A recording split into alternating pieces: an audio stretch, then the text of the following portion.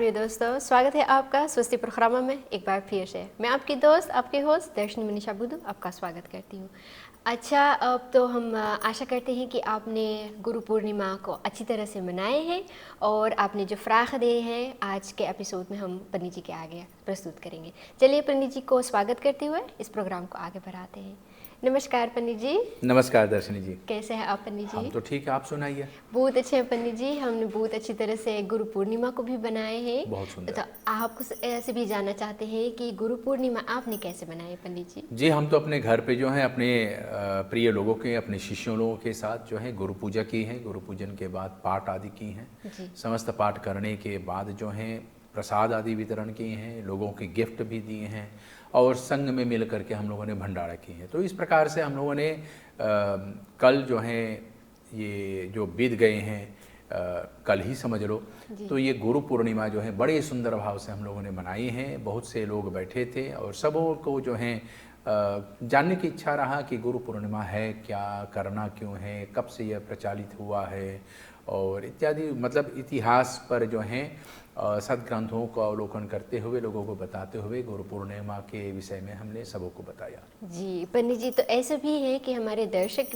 जो स्वस्ति प्रोग्राम देखते हैं तो उन्होंने भी कुछ ऐसे फ्राख भेजे हैं ना स्पेसिफिक गुरु पूर्णिमा के बारे में, माँ भगवान जी के बारे में एक अलग भी, और देर प्रश्न भी जाते हैं कि अगर वे गुरु पूर्णिमा पे पूजा करते हैं तो वह प्रसाद को उसको क्या करना चाहिए? Als we prasad hebben geofferd, ook als we in de mandir de prasad offeren, waarom moeten we het per se eerst aan Bhagwan ji offeren en daarna dan zelf benutten?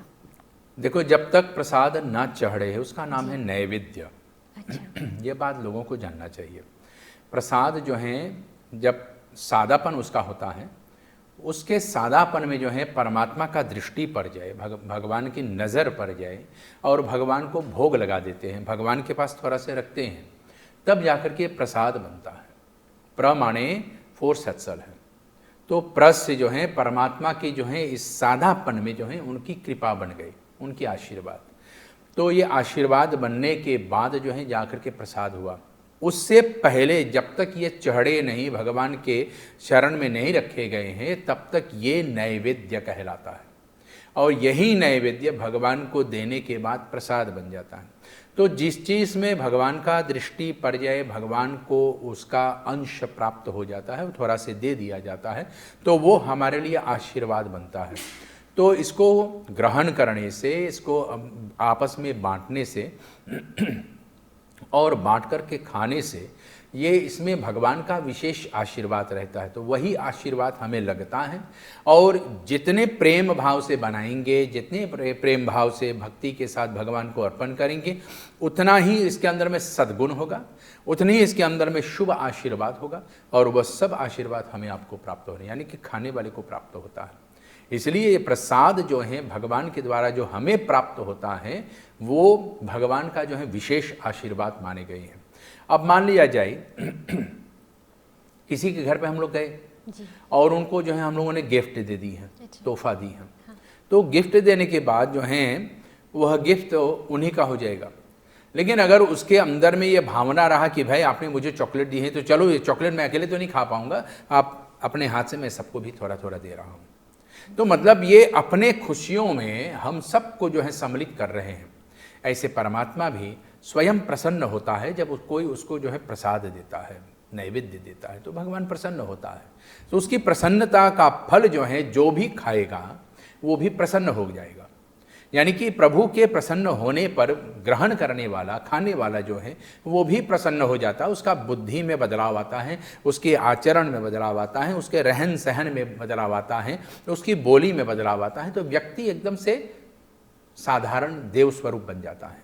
इसलिए प्रसाद जो भगवान को दिया जाता है उस प्रसाद को आपस में बांट करके हम लोग खाएं कि भगवान जैसे भी हम लोग बन जाए, उनकी तरह सोचने का विचार हमारा हो जाए। इसलिए भगवान को दी हुए प्रसाद को हम लोग ग्रहण करते हैं। जी, तो ऐसे ही पंडित जी, maar ook als ik thuis gewoon any andere haven of puja ga doen en ik heb prasad over, mag ik dat aan de mensen die mijn haven of mijn uitnodiging hebben gekregen, die aan de mensen uitdelen? पूजा के बाद जो है जो प्रसाद हम लोग भगवान के चरणों में समर्पण करते हैं, अर्पित करते हैं, उसको जो है फिर जाकर के पूर्ण प्रसाद में सम्मिलित कर देते हैं, उसको मिलाते हैं। मिलाने के बाद सब जो है प्रसाद रूपी हो जाते हैं और फिर आपस में जो है जितने भी लोग घर में हैं सबको अब हम लोग बांटते हैं, वितरण करते हैं। तो सब लोग इसको जो है ग्रहण करने से भागीदार बनता है, भगवान की कृपा आशीर्वाद को प्राप्त करता है। लेकिन ऐसा एक पूजा या हवन नहीं होता है कि जहाँ पे हमें प्रसाद नहीं देना चाहिए? हर पूजा में भगवान को प्रसाद देना चाहिए, नैवेद्य देना चाहिए। ऐसा कोई भी अनुष्ठान नहीं है जहाँ पर हम कहते हैं कि हम यहाँ पर कोई मिष्ठान नहीं रखेंगे।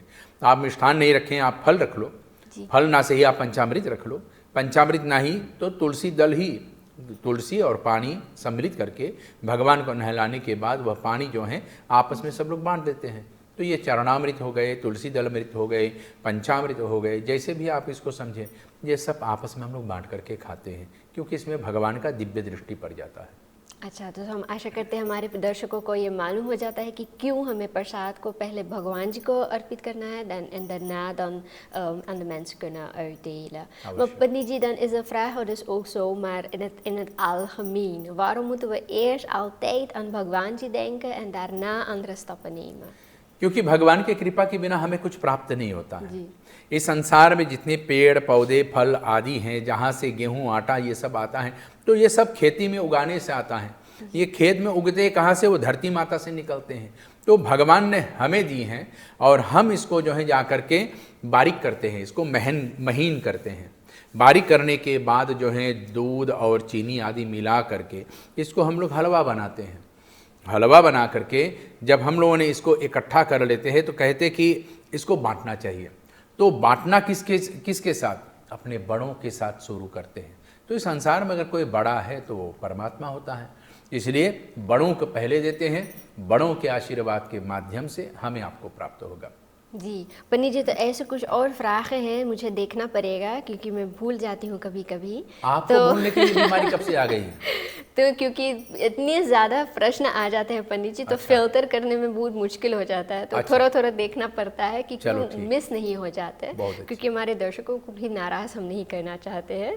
तो ऐसे एक फ्राक है कि आजकल तो ये शादी वाले महीना, आपने कहा ना कि सावन का महीना भी एक शुभ महीना होता है, तो शादी का महीना भी एक यहाँ शुरू हुआ है। और कुछ लोग प्रश्न पूछते हैं कि शादी में क्यों बेटों की माँ, दुल्हा की माँ शादी में नहीं जा सकती है, बारात में दुल्हन के घर है। हाँ, सर्वप्रथम मैं इसमें एक सुधार लाना चाहता हूँ, क्योंकि विवाह का सीजन जो रहा ये देवशयनी एकादशी तक रहा, ये 17 तारीख तक ही रहा, जुलाई जी। तो 17 तारीख जुलाई के बाद जो है नवंबर तक एक भी विवाह के सीजन नहीं रहेगा। ये चतुर्मास चलता है। भगवान विष्णु इस समय पाताल में राजा बलि की जो है द्वारपाल बने हुए हैं। तो ऐसे कहे जाते हैं धर्मशास्त्रों में भी कि नारायण जो है सैया पे सो रहे हैं। और विवाह के प्रधान देवता भगवान लक्ष्मी नारायण हैं। तो जब प्रभु ही स्वयं सो रहे हैं तो यहाँ पर विवाह कैसे हो सकता है? तो विवाह की सीजन तो समाप्त हो गई। और दूसरी बात इसमें यह है कि अगर इसके बावजूद भी लोग विवाह कराना चाहते तो भाई उसका राम ही भला करे। अगर हमसे कोई कहे कि पंडित जी आप हमारी इस महीने में विवाह करा दो, तो मैं हमेशा कहता हूँ कि भाई आप किसी और से देख लो, मैं नहीं कराता। क्योंकि देवशयनी के बाद जब तक देव उत्थान एकादशी नहीं हो जाता मैं विवाह नहीं कराता हूँ। तो ये एक परिस्थिति है। दूसरा ये कि लोगों के अंदर में ये एक आजकल का फैशन चल पड़ा है कि बेटा जो है बारात लेकर के जा रहे हैं और माइयाँ भी जो हैं इसमें पीछे पीछे जा रही हैं, जबकि घर के बहू यानी कि माइयाँ जब स्तंभ आरोपण करते हैं, जो हम लोग हरिश करते हैं ना, वह कहते हैं माड़ो गाड़े हैं, तो हरिश आरोपण करते समय वहाँ पर एक भुरकी में, एक कलसा में, छोटी सी कलसा में देव आसन होता है, एक में पितृ आसन होता है। तो पितरों को जो है घर पे बैठाए रखते हैं और देवतागण जो हैं बारात में साथ में जाते हैं कि जब बहू घर में प्रवेश करेगी तो पितरों के आशीर्वाद उसको प्राप्त होगा। तो माताएं जो होती हैं, बहुएं जो घर की होती हैं, उन पितरों के साथ बैठे रहते हैं। अब आपके घर में मेहमान हैं, आप मेहमान को घर में छोड़ करके बाहर चले गए, मेहमान को कैसे लगेगा? बहुत बुरा लगेगा। बुरा लगेगा। जी। इसलिए माइयाँ जो हैं बारात में नहीं जाती हैं। अभी किसी एक बहुत ही धनवान सेठ का जो है बेटी का जो है विवाह हुआ, तो वहाँ पर माइयाँ गईं और माइयाँ भी बेटी के विवाह में तो सम्मिलित रहा, लेकिन बारात में बाराती का जो है दूल्हा की जो है माइयाँ भी आई हैं और माइयाँ भी आकर के, जबकि धर्मशास्त्र कहते हैं कि एक दूल्हा का जो है मंडप के भीतर में परिक्रमा लेते हुए जी। ये माइयों को नहीं देखना चाहिए। दूल्हा के माई जो हैं अपने पुत्र को जो है परिक्रमा करते हुए नहीं देखना चाहिए। ये ऐसा क्यों पंडित जी? बड़ा ही अपशगुन माने गए हैं इसको। इससे बेटे के ऊपर जो है भारीपन पड़ता है, उसके विवाह में कलह आएगा, दोनों प्राणियों के बीच में जो है मतभेद उत्पन्न हो जाता है और गृहस्थी ठीक नहीं रहता है फिर। इसलिए धर्मशास्त्र के अनुसार, क्योंकि माइयों को जो है अपने घर पे बैठ करके पितरों का जो है आदर सत्कार पूजन इत्यादि करना चाहिए, उनको प्रसन्न करना चाहिए और उनको जो है अपने पुत्र का जो है नहीं देखना चाहिए फेरे। लेकिन यहाँ पर फेरे देखने के लिए वो धनी सेठ जो है अपनी समधियाने को भी बुला लिया कि समधी जी और समधिन जी आप भी आइए और बेटे के जो है परिक्रमा को देखिए। तो यहाँ पर धर्मशास्त्र का जो है उल्लंघन हुआ और इसका परिणाम तो वही लोग भोगेंगे। तो जो लोग इसका जो है परिणाम प्राप्त करेंगे तो उसका जो है अंश भारी उसको ही मिलेगा, क्योंकि वो धनवान हैं इसलिए वो कर सकते हैं और बाकी गरीब लोग नहीं कर सकते हैं। नहीं, धर्म सबके लिए एक ही है। क्या आप करोड़पति हो, अरबपति हो या आप भिखारी हैं, दोनों के लिए एक ही चिता होगा, एक ही आसन पे सब सोएगा और उसी आग में सब जल करके भस्म होगा। उसमें ना धन किसी के साथ जाएगा, ना आपका जो है जितना भी संपत्ति है ना ही किसी के साथ जाएगा, ना गरीब के साथ ना धनी के साथ। धर्म सबके लिए एक है। हालांकि वो धनवान है तो उसने सोचा कि भाई मैं इसमें थोड़ा से परिवर्तन ला दूँ, तो उसने जो किया तो उनके फल उनको ही भोगना पड़ेगा।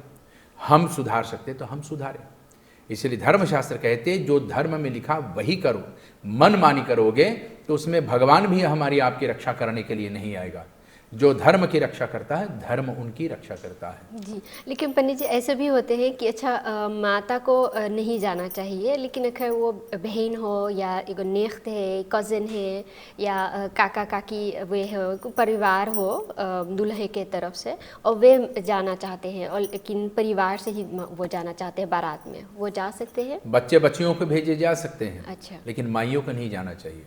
बहन लोग अपने भाई के विवाह में बाराती बन करके जाना चाहे जा सकते हैं, लेकिन वहाँ पर माइयों को नहीं जाना चाहिए, क्योंकि माइयों का जो है उनके ऊपर ये दैत्य लगा, ये कार्य लगता है, उनका जो है सेवा करने का जो है उनको अधिकार है और इसलिए वो सेवा करेगा अपने पितरों का और पितरों से और देवताओं के जो है सेवन करके उनसे आशीर्वाद की याचना करेगी कि हमारे पुत्र का विवाह ठीक से हो, विदाई भी ठीक से हो, कि बारात जब निकले तो पितरों से आशीर्वाद ले कि बहू घर पे आ रहे हैं, हे पितृजन आप अपना आशीर्वाद यहाँ पर तैयार कीजिए। द्वार पे जब आते हैं तो उनकी आरती उतारते हैं। अगर मान लिया जाए दुल्हा की माइयाँ गए बारात में और बारात के लौटने से पहले वे लौट के आ रहे हैं और रास्ते में उन्हीं को कुछ हो गया तो फिर स्वागत कौन करेगा? फिर यहाँ पर शुभ समय के अवसर पर दुख की परिस्थिति खड़ी हो जाते हैं, इसलिए ऐसा नहीं करना चाहिए। जी, अच्छा, तो हमें ये आशा करती हूँ कि हमारे प्रिय दर्शकों को ये समझ में आ गया होगा। अगर और फ्राख जाना चाहते तो वे भेज सकते हैं अवश्य। लेकिन पंडित जी तो ऐसे भी होते हैं कि अगर शादी विवाह के फेस्टिवल होता है या फेस्टिवल नहीं कहते, ओकेजन होते हैं, तो हमेशा हम भी कहते हैं कि हमें सात्विक का भोजन भी बनाना चाहिए। लेकिन कुछ लोग समझते हैं कि हम शादी में जाते हैं तो शादी के लिए तो जिसके घर में शादी है उन्हों को रूल्स को फॉलो करना चाहिए। हम तो बाराती हैं, हम तो गेस्ट हैं, हमें क्यों हम फॉलो करना चाहिए? तो हमें जो मन करता है खाने के लिए तो हम खा सकते हैं। क्या ये सोच रखने वाले अच्छे हैं पंडित जी? सबसे पहली बात है विवाह एक यज्ञ होता है जी। इसमें न केवल पितरों का न ही देवताओं का, इसमें सबों को जो है अन्नदान का जो है सेवा करने का अवसर प्राप्त होता है। विवाह एक यज्ञ है और इस यज्ञ में सम्मिलित होने के लिए सभी लोग आते हैं, सभी देवी देवताओं का अर्चन बंदन करते हैं और वह प्रसाद आदि जो है मिष्ठान के रूप में उनको जो है मिलते हैं। फिर इसके बाद जो है लोगों के अंदर में जाने का सो अवसर प्राप्त होता है। अंदर यानी कि मंडप के भीतर में जी। मंडप के भीतर में जाएंगे तो वर कन्या को जो है तो हम लोग तो आशीर्वाद देंगे, और हमारा जो है भोजन पहले से अशुद्ध है, हम तो पहले से मदिरा में एकदम धूत हैं और मांसाहारी में जो है लथपथ हैं, तो वहाँ पर कैसे उस मंडप के भीतर में वहाँ पर वर कन्या को हम लोग आशीर्वाद देंगे।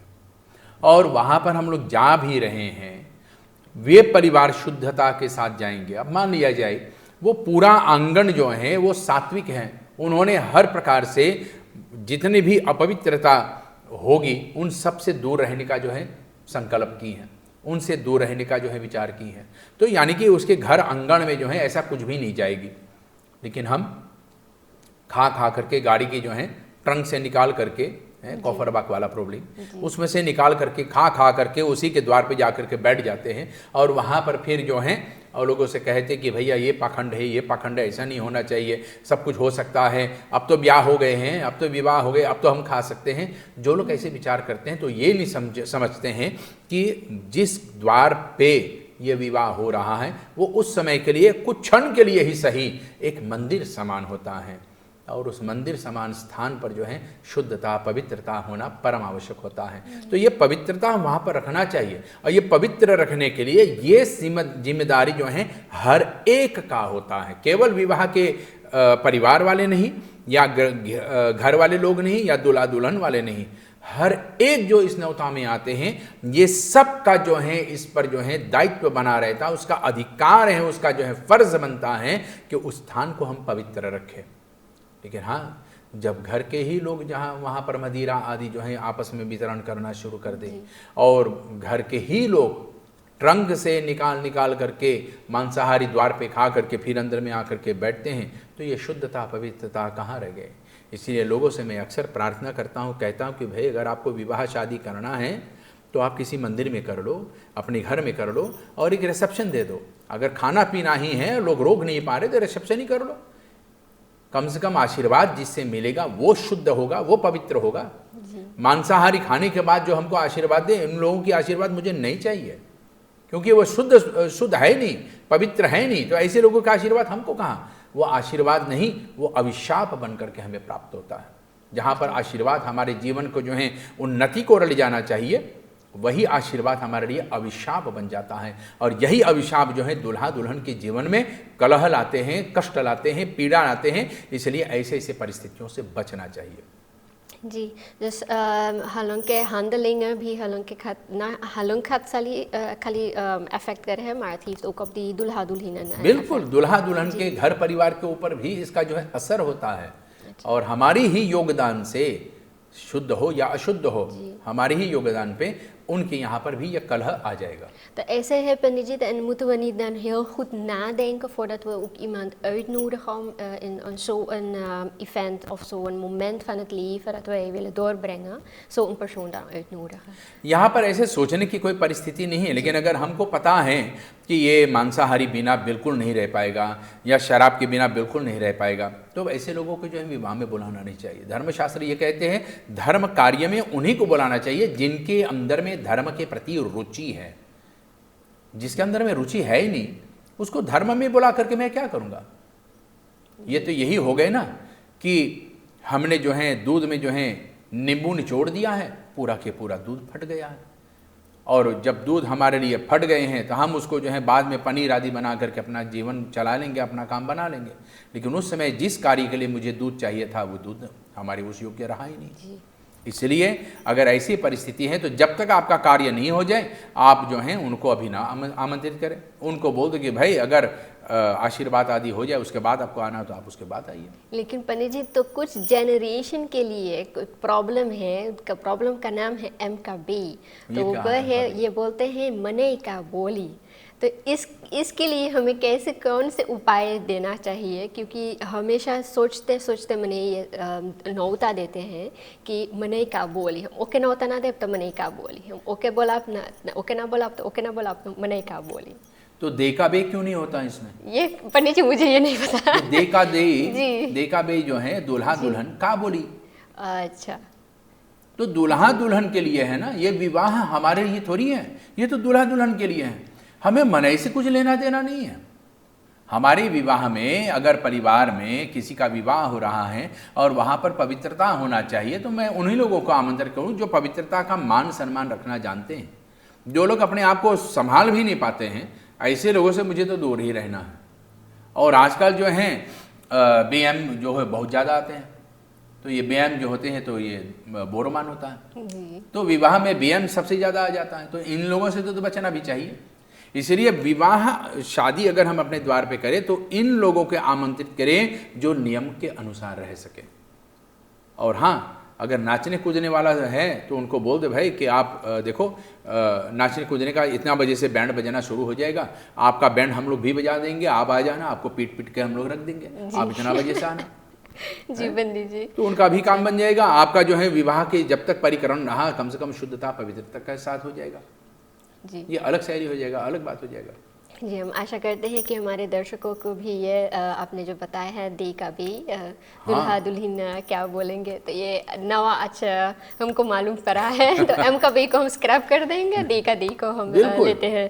अच्छा, तो पंडित जी, तो ऐसे फ्राक भी हमारे दर्शकों बहुत अंदाख्त से हलों के प्रोग्रामा देखे हैं क्या, स्वास्थ्य प्रोग्रामा देखे हैं। अच्छा। तो ये ऐसे है कि किसी ने सुन लिया है कि हमने पूछ लिया था पिछले एपिसोड में 16 सोमवार के व्रत के बारे में जी।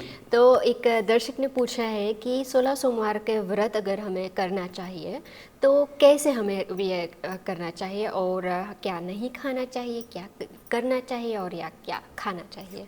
सबसे पहला जो है ये व्रत जो है 16 दिन के लिए होता है, सैस्तिनदाह जी। और वो सैस्तिनदाह कोई साधारण दिन नहीं है, सोमवार के मानदाह के लिए है। जी। तो अगर 16 सोमवार व्रत कोई करता है तो उसको सबसे पहले ये जानना चाहिए कि सोमवार के दिन सूर्य उदय से पहले मुझे उठ जाना है, सूर्य उदय से पहले मुझे नहा धो करके तैयार हो जाना चाहिए। जी। फिर भगवान शिव के जो हैं गणपति आदि के पूजन के बाद भगवान शिव को जो हैं दूध से, दही से, घी से, शहद से, चीनी से, इन सब से नहलाने के बाद शंकर भगवान को खूब सजावे, खूब फूल आदि लगावे और भगवान शंकर के सामने बैठ करके भोग लगा करके दीप आदि जला करके फिर वहाँ पर महामंत्र का जाप करें। तो जो मंत्र उसको 16 सोमवार में प्राप्त हुआ है, 16 सोमवार व्रत करने के लिए जो अपने पंडित से या अपने गुरुजन से जो मंत्र प्राप्त हुए उस मंत्र का जप करें। 16 सोमवार जब तक सूर्य अस्त ना हो जाए, सूर्य जब तक ना बैठें, भोजन ना करें। अगर भोजन करना पड़ा तो केवल फल को ग्रहण करें, दिन में केवल फल, और रात्रि के समय बिना नमक वाला भोजन करें। रात के समय दिन भर जो है उसका शांति के साथ, भगवान शंकर के महामंत्र के जाप के साथ ऐसा अपना जीवन उस दिन बिताना चाहिए, शांति के साथ। व्रत के मतलब है कि हमारे अंदर में गुस्सा नहीं होना चाहिए, क्रोध नहीं होना चाहिए। व्रत का मतलब है कि हमारे अंदर में किसी का निंदा नहीं होना चाहिए, किसी को बुरा बोलना नहीं चाहिए। व्रत का मतलब हैगा सबसे प्रेम से बात करें। व्रत का मतलब हैगा कि दिन में कम से कम 1 घंटे के लिए 7 घड़ी, ठीक है, यानी कि 2.5 घड़ी, 2.5 घड़ी इसको कहते हैं, तो 60 मिनट हुआ। तो कम से कम 1 घंटे के लिए मौन व्रत धारण करें, बिल्कुल चुप रहे 1 घंटे के लिए, बिल्कुल चुप रहे। फिर उसके बाद जो है बाकी के काम करें, घर गृहस्थी के जो काम करना है, मंदिर की सफाई करना है, भगवान को नहलाना है, तो ये अपने जो है सवेरे और शाम को, फिर रात्रि के पहर में भगवान शंकर का पूजन करें, नहला धुला करके भगवान को वस्त्र आदि, कपड़ा आदि लगा करके आरती करने के बाद जो भोजन मैंने बनाया है वही भोजन भगवान शंकर को चढ़ाना है, और वही भोजन हमारे लिए प्रसाद होगा, उसको हम खाएंगे। लेकिन जो प्लेट में लेंगे उसको दोबारा करके नहीं लेंगे, जितना आया है उतनी ग्रहण करेंगे, उससे ज़्यादा नहीं। ये 16 सोमवार तक हमको बराबर हर सोमवार को करना है, और 16 सोमवार जब हो जाएं तो 16वें ही सोमवार को भगवान शंकर को विधि विधान से प्रसाद आदि अपने घर पर हो सके तो पंडित के द्वारा कर ले, पंडित के द्वारा भी ना हो सके तो कहीं मंदिर में कर ले, मंदिर में ना हो सके तो कम से कम अपने घर पे जो हैं कुछ लोगों को बुला करके भोजन का, अन्न का दान करें। अपने हाथ से लोगों को वस्त्र दें, अपने हाथ से वस्त्र देने के बाद सबको प्रसन्न करें, प्रसन्न करने के बाद सबसे आशीर्वाद ले, विशेष करके अपने माता पिता, अपने गुरुजनों के, इनके आशीर्वाद लेकर के भगवान शंकर के सामने यह बोल करके कि प्रभु आपके कृपा आशीर्वाद से मेरा 16 सोमवार व्रत पूर्ण हुआ, इस व्रत को मैं यहीं पर आपको समर्पित करता हूँ, आपके आशीर्वाद कृपा हम पर बना रहे, फिर आपका जो है 16वां सोमवार संपन्न हुआ। अच्छा, जिस बहुत कठिन वाला व्रत होता है ये पंडित जी। व्रतों में 16 सोमवार का व्रत जो है सबसे महान है। अच्छा, सबसे महान है लेकिन सबसे कठिन भी है। कठिन भी है, लेकिन इसमें जो है हर एक व्यक्ति का जो है डाइटिंग भी हो जाता है। अच्छा, तो लेकिन पंडित जी मुझे नहीं करना पड़ेगा क्योंकि मेरा डाइटिंग तो अभी से हो चुका है। तो हमारे प्रिय दर्शकों के लिए ये भी एक थोड़ा सा एक टिप है कि अगर वो करना चाहते हैं। लेकिन फिर ऐसे एक vraag है पंडित जी, we hebben heel veel vragen gehad. Ik denk we hebben deze vraag ook eerder wel behandeld, maar er is een kijker die vraagt als een vrouw tijdens haar maandelijkse periode wel Hanuman Chalisa mag opzeggen. En als ze dus dat heeft, mag ze dus ook wel de Sundarkand oplezen. Meer dan ook gewoon voor haarzelf. En dat ze dan ook Mala Jap mag doen. देखो, अगर कोई स्त्री रजस्वली हो, जी, यानी कि अपनी महीने वाली की बीमारी में है, जी, तो उनको जो है ना तो भगवान के पास जाना चाहिए, एक ना ही उसको अपने हाथ में माला लेना चाहिए। तो माला जाप करने का, वो जप करने का जो है तुरंत खारिज कर दिया जाता है, वो जप नहीं कर सकती हैं।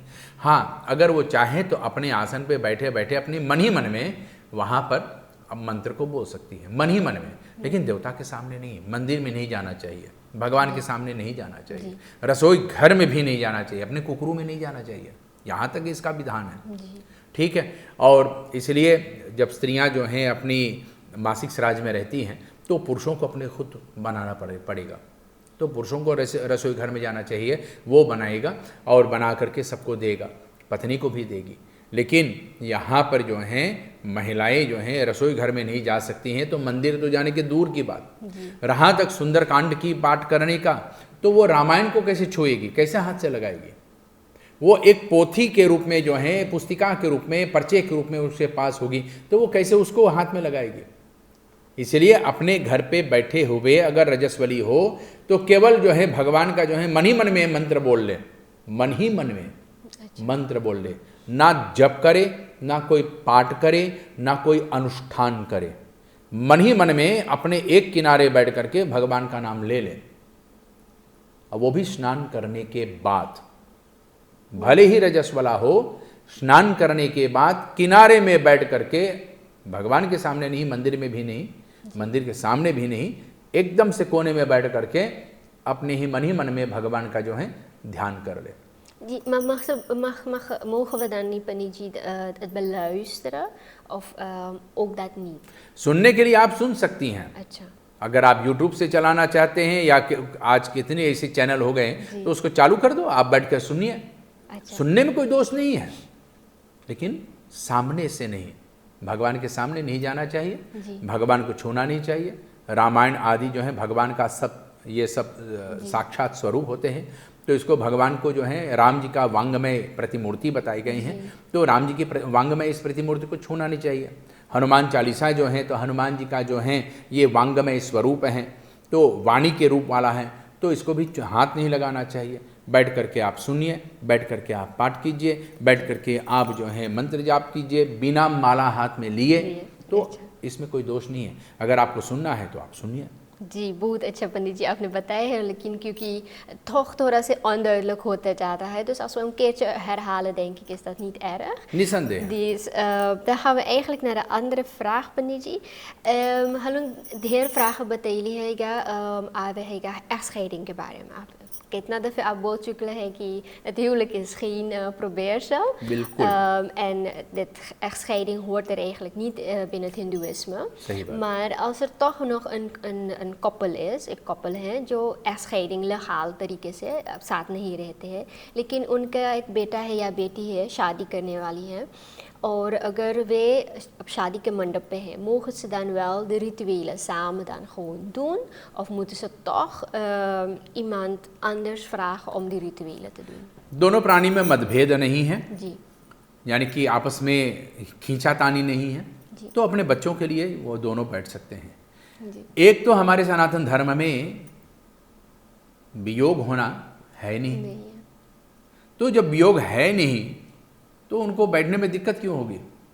इसलिए वो दोनों सहर्ष अपने पुत्र के या पुत्री के लिए विवाह करने के लिए वहाँ पर बैठ सकते हैं, उसमें कोई रुकावट नहीं है।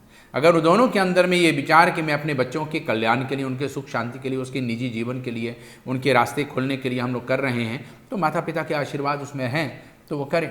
लेकिन हाँ, अगर दोनों में आपस में मतभेद भी हैं, केवल एक दूसरे से अलग नहीं हुए लेकिन मतभेद हैं, बुद्धि का जो है भेद भी है कि भाई इनके साथ तो मुझे बैठना नहीं है, इनके साथ मुझे ये नहीं करना, उनके साथ ये नहीं करना इत्यादि, तो ऐसे में जो है किसी और को नियुक्त कर दे जो जोड़े पाड़ी के साथ हैं। क्योंकि अगर माता पिता हालांकि खसखैद होकर के अलग रहते हैं और फिर भी अपने बेटा बेटी के लिए पूजा पे बैठेगा तो उनको तो ग्रंथि बंधन तो होगा, क्योंकि हमारे सनातन धर्म में विक्षोभ होना जो है असंभव है। मरने के बाद ही और मरने के बाद भी ये साथ में रहेगा, इसलिए उनका ग्रंथि बंधन होगा, गांठ बांधेंगे और गांठ बांध करके ये दोनों बैठ करके पूजा पाठ भी करेंगे।